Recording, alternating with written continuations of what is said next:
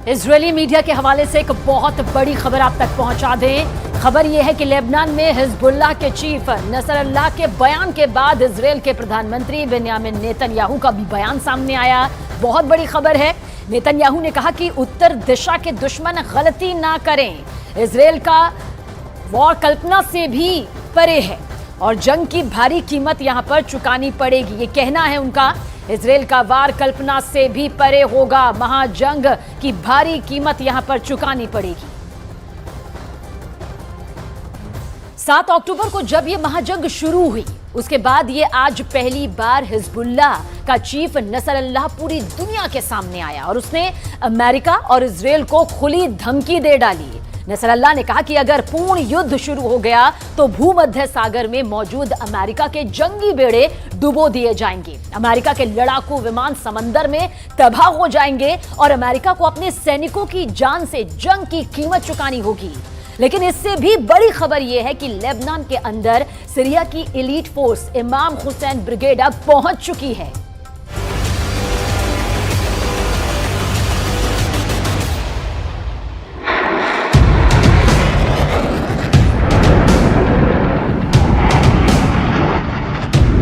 पहले हमास, फिर हिजबुल्लाह, इसके बाद हूथी और अब इजरायल से भिड़ने के लिए लेबनान पहुंच चुकी है बेहद खतरनाक और एलीट फोर्स इमाम हुसैन ब्रिगेड।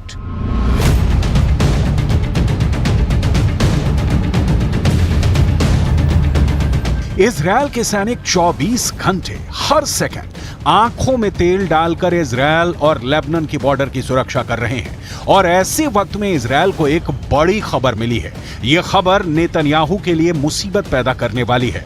इमाम हुसैन ब्रिगेड को सीरिया से लेबनान में शिफ्ट किया जा चुका है और लेबनान के अंदर इस वक्त इमाम हुसैन ब्रिगेड को मौजूद बताया जा रहा है।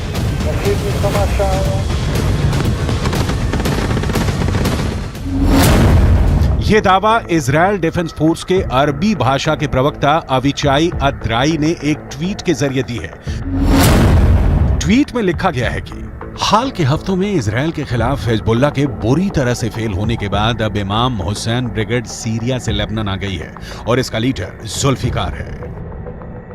इमाम हुसैन ब्रिगेड को भी ईरान फंड करता है और दावा यह किया जाता है कि यह इमाम हुसैन ब्रिगेड ईरान के सबसे ताकतवर सेना इस्लामिक रिवॉल्यूशनरी गार्ड को रिपोर्ट करती है। इमाम हुसैन ब्रिगेड का सीधे लेबनान में पहुंचना गुरुवार को लेबनान से एक बार में लगातार 19 हमले और फिर शुक्रवार को हिजबुल्लाह के चीफ नसरुल्लाह की फायर ब्रांड स्पीच से साफ है कि मिडिल ईस्ट में अमेरिका और इजरायल के लिए खतरा बढ़ गया है। الاحتمالات في جبهتنا اللبنانية مفتوحة.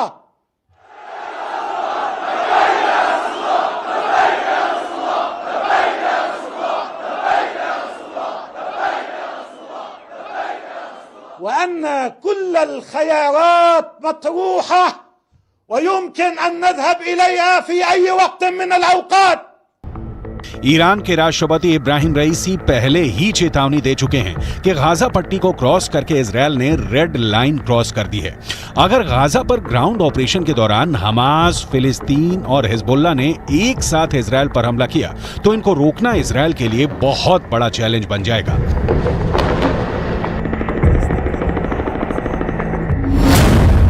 गाजा में हमास के लड़ाकों की तादाद 40 से 50 हजार के करीब है।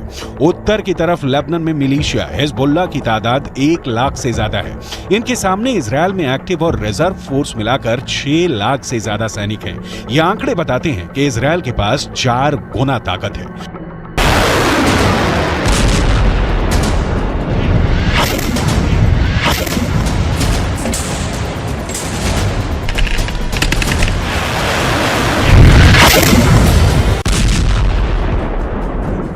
लेकिन हिजबुल्लाह के चीफ नसरुल्लाह से फिर भी अमेरिका घबराता है, क्योंकि नसरुल्लाह के पास अपने ओजस्वी भाषणों के जरिए बड़ा संगठन खड़ा करने की और सैनिकों में जोश भरने की अद्भुत क्षमता है।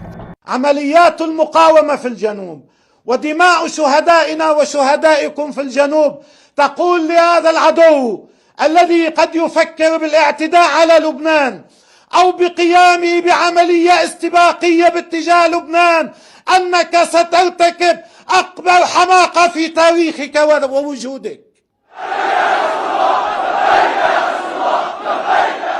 सबसे बड़ी बात यह है कि हिजबुल्लाह के पास एक ट्रेंड सेना है जिस पर विजय पाना हमास से भी ज़्यादा कठिन काम है। हिजबुल्लाह के पास हथियारों का विशाल भंडार है। हिजबुल्लाह के पास गाइडेड मिसाइलें भी हैं जो इजराइल के अंदर तक मार कर सकती हैं। हिजबुल्लाह के पास एंटी टैंक मिसाइलों का बहुत बड़ा जखीरा है जिसकी वजह से इजरायल को नुकसान भी पहुंचा है। ये मिसाइल ईरान से सप्लाई की जाती रही है और ऐसी मिसाइलों का हिजबुल्लाह के पास बहुत बड़ा जखीरा है।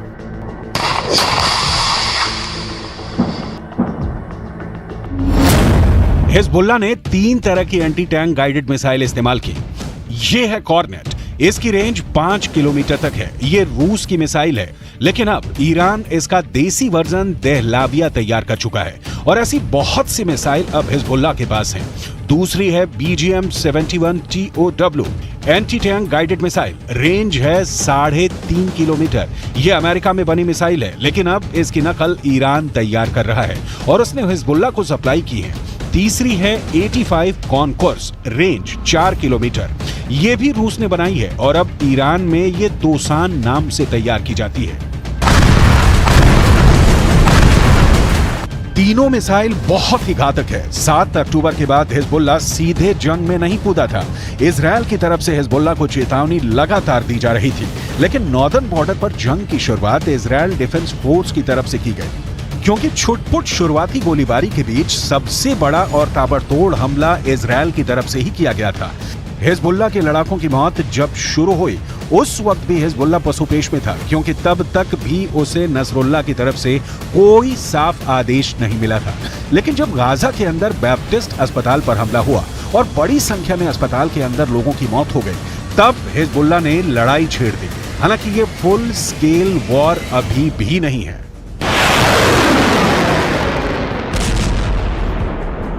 और इस 3 हफ्ते की लड़ाई में हिजबुल्लाह के अब तक 50 से ज़्यादा लड़ाके मारे जा चुके हैं। अक्टूबर के तीसरे हफ्ते में तो हिजबुल्लाह के 20 से ज़्यादा लड़ाके मारे गए थे, जिसके बाद इस जंग में हिजबुल्लाह धीमा पड़ता नजर आया, लेकिन बाद में धीरे धीरे वो इस जंग में फिर वापस आ गया। ईरान कभी अपनी जमीन पर युद्ध नहीं लड़ेगा, क्योंकि उसके रणनीतिकार बहुत होशियार हैं। ईरान की सरकार यमन, इराक और सीरिया को जमीन का इस्तेमाल करके अमेरिका और इजरायल के ठिकानों पर हमला कर रही है। इन देशों में अपनी जड़ें जमाने के लिए ईरान ने बरसों की मेहनत की है और अब वो उसका फायदा उठाना चाहते हैं। लेबनान एक ऐसा ही देश है जो जंग की चपेट में धीरे धीरे आता जा रहा है। लेबनान के अखबार नहार नेट ने यह रिपोर्ट किया है कि इजरायल ने ब्लीडा इलाके के पूर्वी बाहरी इलाके में फास्फोरस बम से हमला किया है, जिसकी वजह से वहां मौजूद आसपास के जंगलों में भारी आग लग गई थी। इन फास्फोरस बमों से लगी आग लंबे इलाके में फैले जंगलों तक फैल गई, जिससे भारी नुकसान हुआ। इजराइल की तरफ से लगातार ये कहा जा रहा है कि लेबनान हिजबुल्लाह के कंधों पर बंदूक रखकर जंग में कूदने का जोखिम ना उठाए, क्योंकि इस बार लेबनान बहुत बुरी तरह जंग की चपेट में आएगा और फिर ये कहकर पल्ला नहीं झाड़ सकता कि इस जंग में उसे हिजबुल्लाह ने घसीटा है। इजरायल के प्रधानमंत्री बेंजामिन नेतन्याहू पहले ही ये कह चुके हैं कि लेबनान को इस बार ऐसा जवाब दिया जाएगा कि वो दूसरी जंग लड़ने के काबिल ही नहीं बचेगा। שאתם עושים פה ומה ששמעתי עכשיו מהמפקדים שלכם זה דבר חשוב מאין כמוהו. אתם הורגים אנשי חיזבאללה שמנסים לתקוף את קו החזית שלנו. אני לא יודע עכשיו, כשאני נמצא איתכם, אני לא יכול להגיד לכם כרגע אם חיזבאללה יחליט להיכנס בצורה מלאה למלחמה. नेतन्याहू के अलावा इजरायल के रक्षा मंत्री योव गैलेंट पहले ही कह चुके हैं कि इस युद्ध में इजरायल का बदला ये तय करेगा कि अगले 75 साल तक इजरायल की जमीन पर रहेगा या नहीं। अभी तक हिजबुल्लाह के 50 से ज्यादा लड़ाकों के मारे जाने की खबरें आ चुकी हैं, लेकिन इसके बावजूद भी इजरायल के रक्षा मंत्री ने बयान ये दिया है कि अभी वो युद्ध को विस्तार नहीं देना चाहते। מנהלים מלחמה בחזית הדרומית כנגד חמאס. אנחנו מוכנים לכל התפתחות בצפון, חיזבאללה סופג נפגעים רבים, יחד עם זה אין לנו עניין להרחיב את המלחמה. אם נידרש לעניין הזה, נדע מה לעשות, הכוחות מוכנים בהגנה. नोट करने वाली बात यह है कि जब इजरायल नॉर्दर्न बॉर्डर पर युद्ध का विस्तार नहीं चाहता है, तब 45 से ज्यादा हिजबुल्लाह लड़ाके मारे जा चुके हैं। तो सवाल यह उठता है कि अगर इजरायल युद्ध का विस्तार कर देगा तो फिर हिजबुल्लाह की हालत क्या होगी?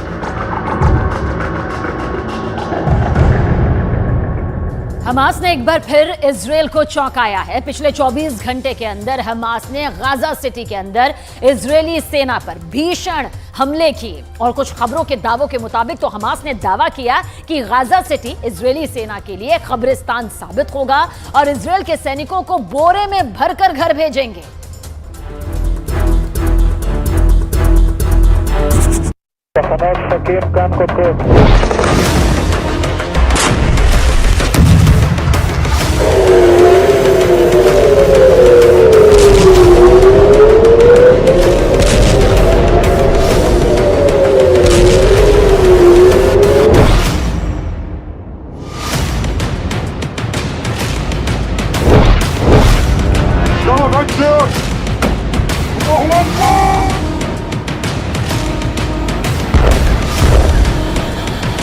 יותר מפאתי העיר, אנחנו מתקדמים, אנחנו גם מבינות.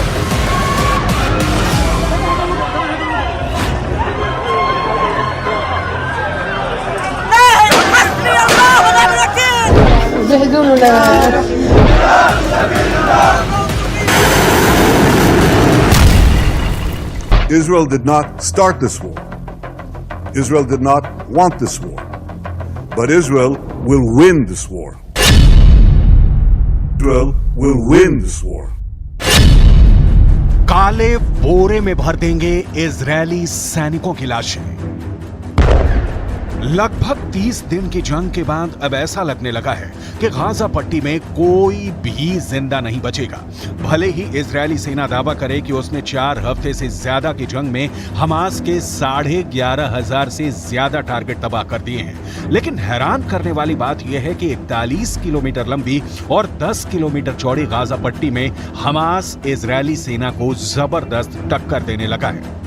7 अक्टूबर से अब तक हमास के लड़ाके 338 से ज्यादा इजरायली सैनिकों की जान ले चुके हैं। हालात ये हो गए हैं कि 29 अक्टूबर से अब तक गाजा सिटी के अंदर 23 से ज्यादा इजरायली सैनिक मारे जा चुके हैं। लेकिन उसके बावजूद इजरायली सेना और युद्ध सरकार दावा कर रही है कि हम हमास को हमेशा के लिए इतिहास बनाने जा रहे हैं। हम आपको गाजा सिटी से आ रही उन तस्वीरों और खबरों को दिखाने जा रहे हैं जो ये साबित कर रही हैं कि इजरायली सेना गाजा सिटी में महज 5 किलोमीटर लंबे इलाके में भयंकर खून खराबे के बीच फंस चुकी है। हम आपको ये भी बताएंगे कि अचानक हमास इजरायली सेना पर बंकर और सुरंगों से निकलकर कैसे हमला करने लगा है।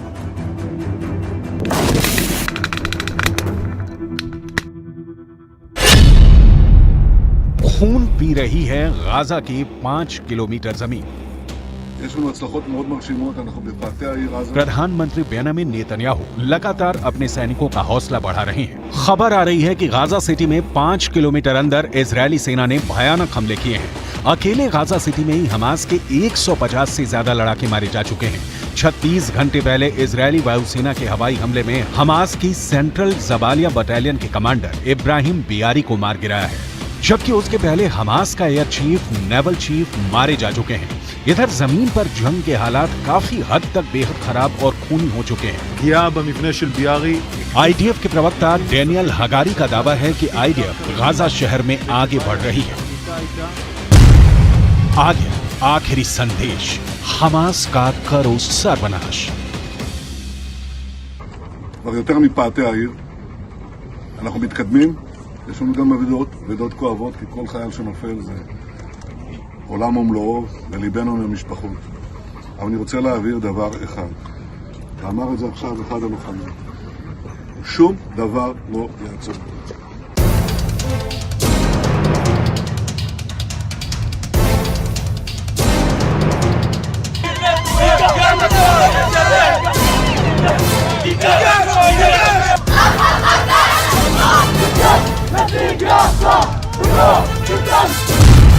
162वें बख्तरबंद डिवीजन के कमांडर ब्रिगेडियर जनरल इत्तेजिक कोहेन का दावा, हम गाजा शहर के दरवाजे पर हैं।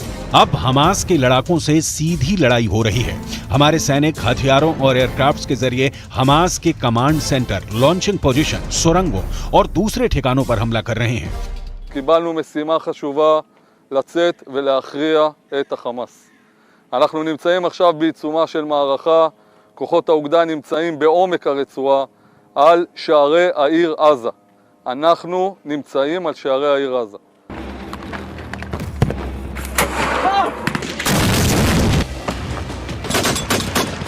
अब अगर हमास के दावों की बात करें तो जमीन पर वाकई में हमास के लड़ाकों ने इजरायली सेना को चौंका दिया है।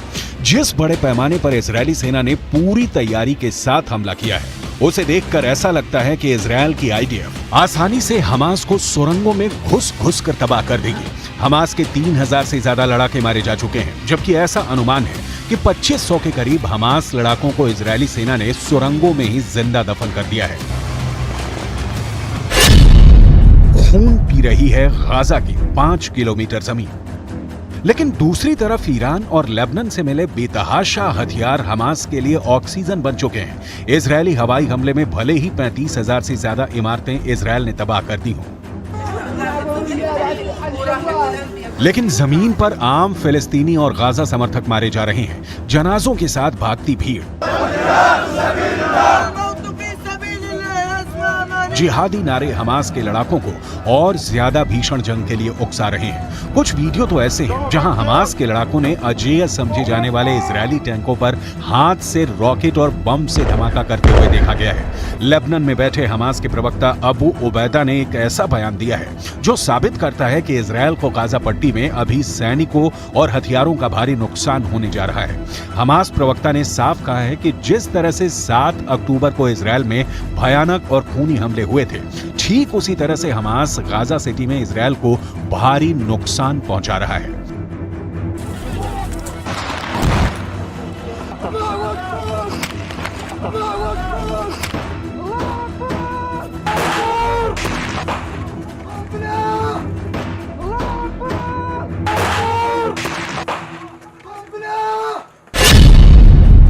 काले बोरे में भर देंगे इजरायली सैनिकों की लाशें। हमास की सैन्य शाखा अल कसम ब्रिगेड ने इजरायल को खूनी चेतावनी दी है। उसके सैनिक काले बैग में घर जाएंगे। अबू उबैदा ने साफ कहा है कि गाजा पट्टी इजरायली सैनिकों के लिए कब्रिस्तान साबित होगा और इजरायल की हर सैनिक की लाश को हमास काले बैग में भरकर भेजेगा। हमास के प्रवक्ता अबू उबैदा ने धमकी दी है कि गाजा इजरायल के लिए इतिहास का सबसे बड़ा श्राप साबित होगा। हमास के इस धमकी को इसलिए बहुत गंभीर माना जा रहा है क्योंकि हमास ने जमीनी जंग में इजरायल को भारी नुकसान पहुंचाना शुरू कर दिया है। हमास के दावों के मुताबिक इजरायल के 6 से ज्यादा बेहतरीन टैंकों को हमास ने तबाह कर डाला है, जबकि 23 से ज्यादा इजरायली सैनिकों के मरने की बात खुद इजरायली रक्षा मंत्रालय मान चुका है। इजरायली रक्षा मंत्री बेनी गैंट्स ने गाजा में हमास के खिलाफ युद्ध को सबसे जटिल बताया है। गैंट्स ने साफ कहा है कि युद्ध इजरायल की तुलना में अधिक जटिल है। אני רוצה להעביר הערכה רבה לביצוע של הכוחות. יש הישגים חשובים מאוד בשטח. פוגעים במחבלים בכל הדרגים, מאלה שנלחמים בשטח ועד דרג המפקדים. הפעולה של צה"ל מביאה לחשיפת המנהרות, ליציאה של מחבלים החוצה ולמכות קשות שהם סופגים. לצערנו יש גם מחירים בצד שלנו, כפי שקורה. आ गया आखिरी आदेश, हमास का करो सर्वनाश।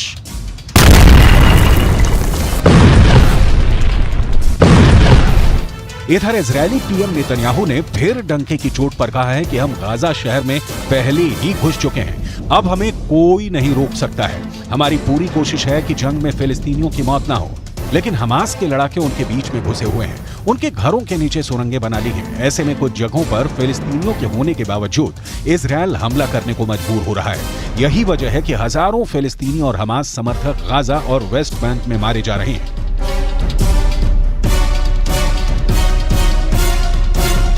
الأمر كارثية عندما يزعم الاحتلال أن هناك مواقع للمقاومة في المستشفيات، وهو يعرف أنه يكذب لكنه يريد أن يستخدم ذلك لعدوان جديد على المستشفيات كالعدوان الذي وقع على المستشفى المعمداني. गाजा में मौजूद 35 अस्पतालों में से 16 अस्पताल फ्यूल यानी ईंधन की कमी की वजह से बंद हो चुके हैं। इजरायली सेना का दावा है कि हमास अस्पतालों का ईंधन लूट रहा है। हमास के पास 5 लाख लीटर ईंधन होने का दावा किया गया है। दावा तो यहाँ तक किया गया है कि हमास सुरंगों से ईंधन को पेट्रोल बम की तरह इस्तेमाल कर रहा है। इजरायल की डिफेंस फोर्सेज ने गाजा में हमास की सुरंगों को तोड़ना शुरू कर दिया है। इजरायली मीडिया के मुताबिक हमास की सुरंगों को फिलहाल गाजा के उन इलाकों में तोड़ा जा रहा है जो इजरायल के कब्जे में है।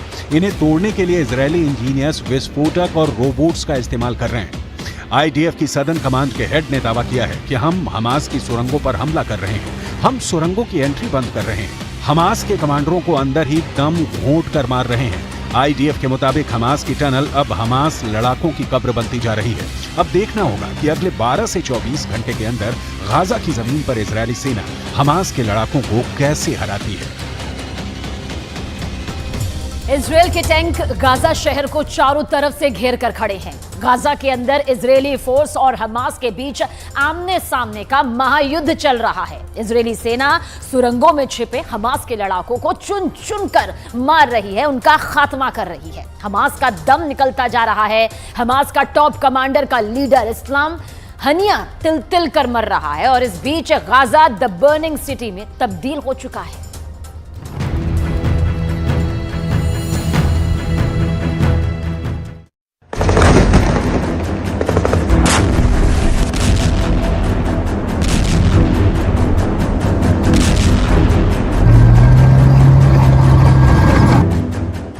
गाजा सिटी पूरी तरह से घिर चुकी है।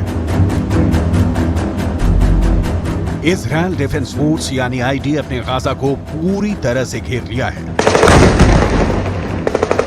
गाजा सिटी की सीमा की इंच दर इंच ईंट पर आईडीएफ ने पहरा बिछा दिया है। इन जवानों की उंगलियां बंदूक के ट्रिगर पर है। एक ऑर्डर और छलनी छलनी। गाजा के गेट पर इजरायल के टैंक खड़े हैं। इजरायल के इंतकाम की आग गाजा को जला रही है। क्या अब गाजा की गली गली लाशें बिछेंगी? खून ही खून होगा गाजा की गलियों में अगर वक्त रहते विश्व बिरादरी ने कोई फैसला नहीं किया।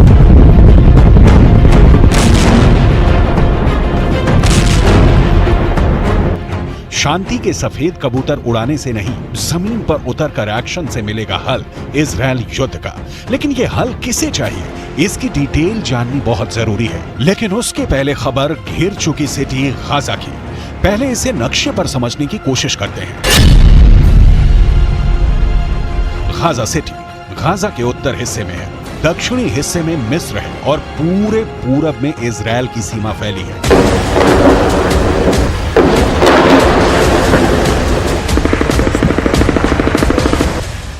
अब हमास के लड़ाकों से सीधी लड़ाई हो रही है। आईडीएफ के प्रवक्ता ने कहा है, हमारे सैनिक हथियारों और एयरक्राफ्ट्स के जरिए हमास की कमांड सेंटर, लॉन्चिंग पोजीशन, सुरंग और दूसरे ठिकानों पर हमला कर रहे हैं। हम हमास को खत्म करने की जंग में हैं। इस समय सीज फायर पर विचार भी नहीं किया जा रहा है।